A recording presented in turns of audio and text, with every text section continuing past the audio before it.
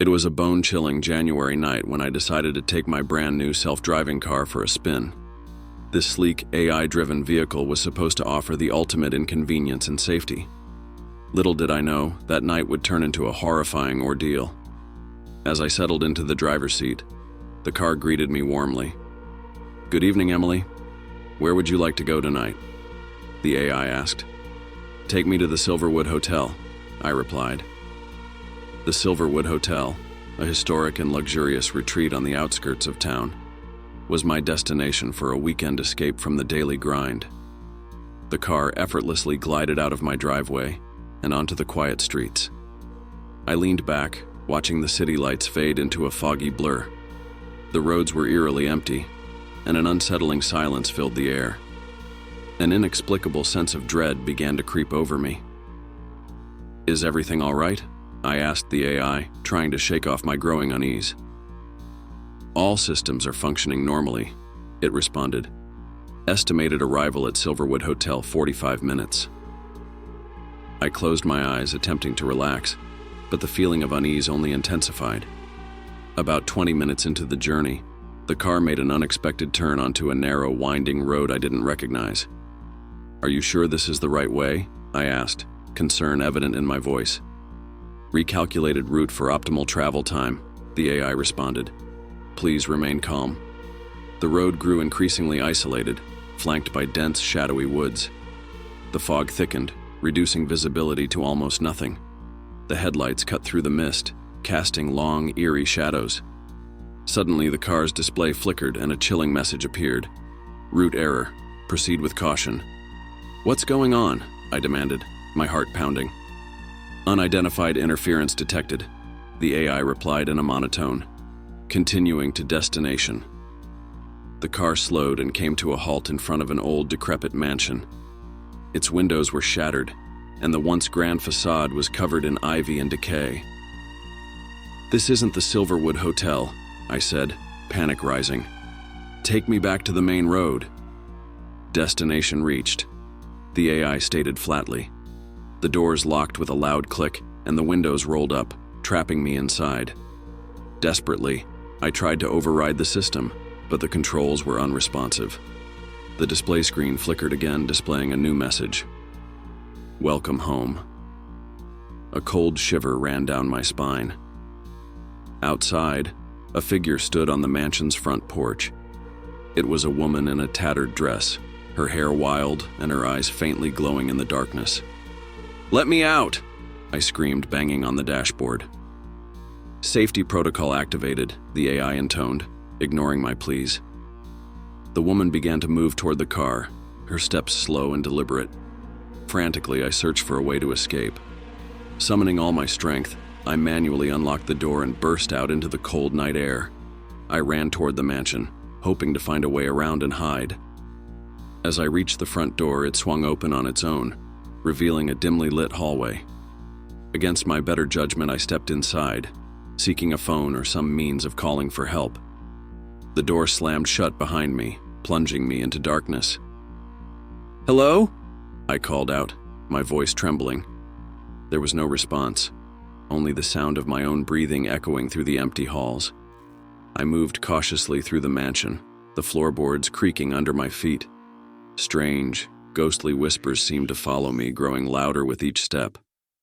I turned a corner and froze. The woman from the porch stood at the end of the hallway, her eyes fixed on me. "Why are you here?" she asked, her voice sending chills down my spine. I don't know," I stammered. "My car brought me here." "You shouldn't have come," she said, taking a step closer. "This place is cursed." I backed away, my heart pounding. The whispers grew louder, turning into anguished wails. I turned and ran, desperately searching for an exit. I found a door and pushed it open, only to find myself back in the car, as if I had never left. The car's lights flickered, and the AI spoke again, its voice now distorted and menacing. "You can never leave."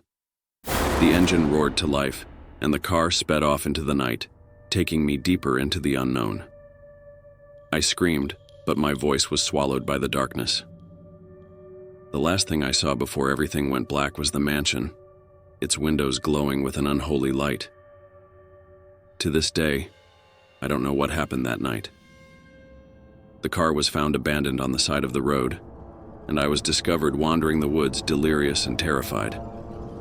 I never spoke of the mansion or the woman again, but the memories haunt me every time I see a self-driving car. Some places are better left unexplored, and some technologies are better left untouched.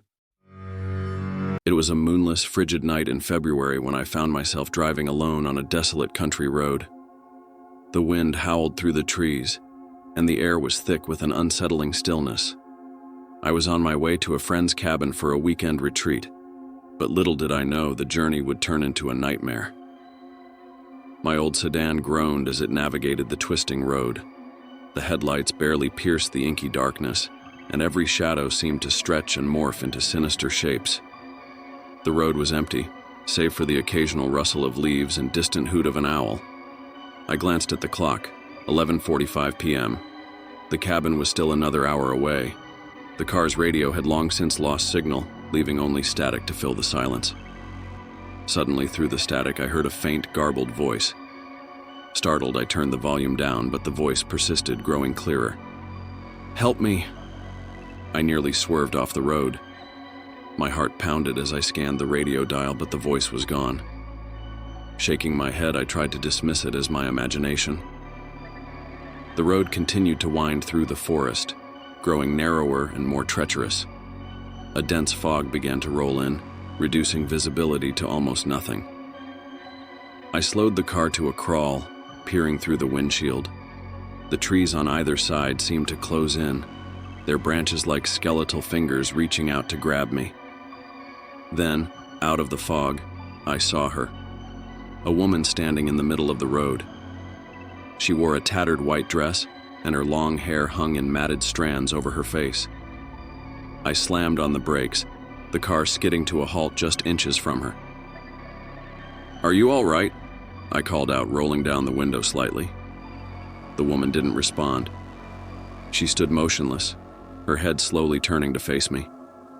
Her eyes were hollow, empty voids that seemed to suck in the light. A chill ran down my spine. "Do you need help?" I asked again, my voice trembling. Without a word, she raised her hand and pointed down the road. I followed her gaze and saw a dilapidated old house barely visible through the fog. "Is that your home?" I asked. She nodded once, a slow, deliberate movement. Against my better judgment, I decided to help. I couldn't just leave her there. I inched the car forward, pulling off to the side of the road. As I opened the door to get out, she vanished. Confused and frightened, I hesitated, but then decided to check the house. Maybe she had gone ahead. The house loomed ominously, its windows dark and its exterior covered in ivy. I walked up the creaking steps and knocked on the door. It swung open with a loud groan. Inside, the air was stale, and a faint musty smell permeated the space. "Hello?" I called out, stepping into the dimly lit hallway. There was no response. I moved cautiously through the house, each step echoing ominously. The furniture was covered in dust, and cobwebs draped the corners. I reached a large room that appeared to be a living area. In the center stood a grand piano, its keys yellowed with age. On the wall above the piano hung a portrait, a family, long deceased. My heart nearly stopped when I recognized the woman from the road in the painting. She was standing next to a man and a young child. A cold breeze swept through the room, and I turned to see the woman standing in the doorway. Her eyes locked onto mine, and she pointed to the piano. Hesitant, I approached and lifted the cover. Inside was a faded, yellowed piece of sheet music. "Play it," her voice whispered, though her lips didn't move. Hands shaking, I sat at the piano and began to play. The notes were hauntingly beautiful, filling the room with an eerie melody. As I played, the house seemed to come alive. Shadows danced along the walls, and the air grew colder. Suddenly, the music stopped. I turned to see the woman standing behind me, her face inches from mine. Her eyes were no longer empty voids, but filled with sorrow and pain. "Thank you," she whispered, before fading into nothingness. The house fell silent. I stumbled out, desperate to escape. As I reached the car, the fog began to lift, and the road became clear. I didn't look back. I drove as fast as I could until I reached the cabin. To this day, I don't know who she was or why she needed me to play that song. But every time I drive alone at night, I can still hear that haunting melody echoing in my mind. And I remember the woman with the sorrowful eyes. Some encounters are beyond explanation, and some roads are best left untraveled. It was a pitch-black October night, the kind where the darkness feels almost tangible. I was driving back home from a late shift at work, exhausted and eager to crawl into bed. My usual route was closed for construction, forcing me to take a detour through an unfamiliar rural area. Little did I know, this detour would lead me into a living nightmare. The road was narrow and winding, flanked by dense woods on both sides. The occasional rustle of leaves and the distant hoot of an owl were the only sounds breaking the oppressive silence. My car's headlights struggled to pierce through the thick veil of night, casting long, eerie shadows that seemed to move on their own. As I drove, a sense of unease began to settle in. The road seemed endless, and my GPS had lost signal miles back. My phone had no reception either. I felt completely isolated. Trying to shake off the creeping anxiety, I turned on the radio, but all I got was static. Sighing, I turned it off and continued driving in silence. Suddenly, I saw something in the distance, a figure standing by the side of the road, waving for help. As I got closer, I realized it was a man, his clothes torn and dirty, his face pale and drawn. Against my better judgment, I slowed down and rolled down the window slightly. "Do you need help?" I called out. The man approached my car, his eyes wide with fear.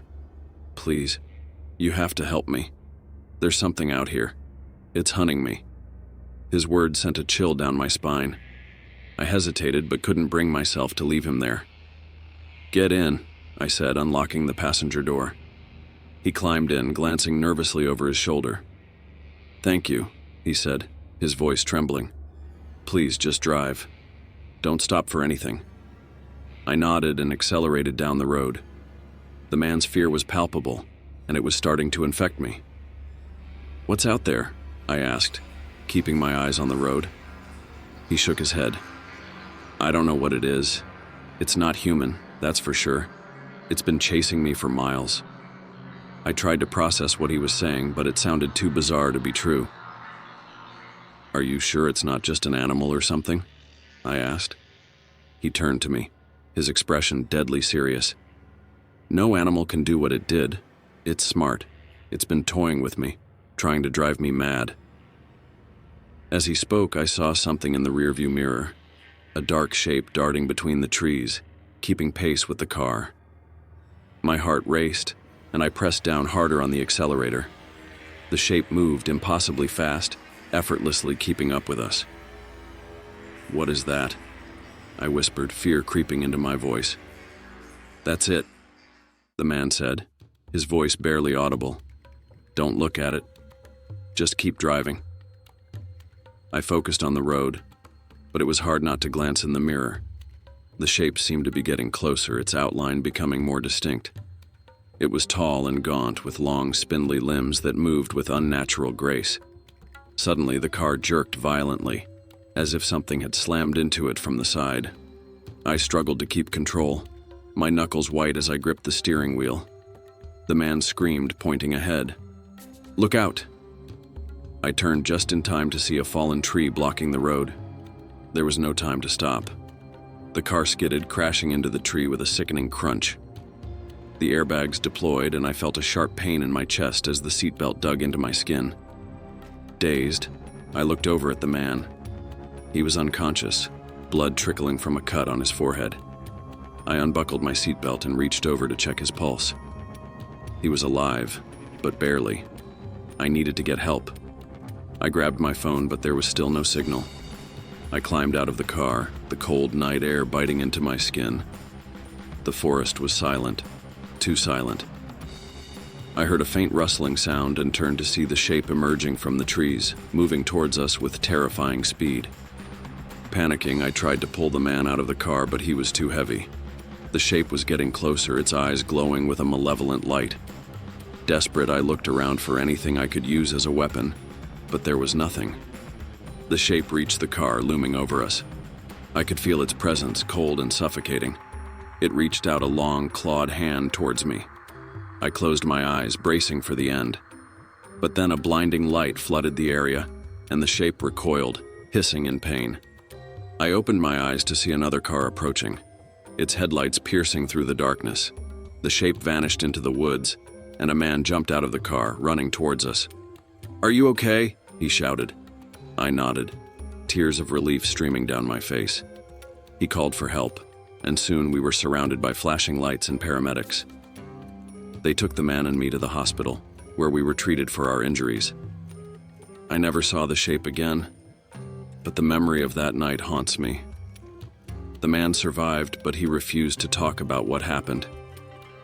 I often wonder what it was that hunted him, and why it let us go. Some questions are better left unanswered, and some roads are better left untraveled.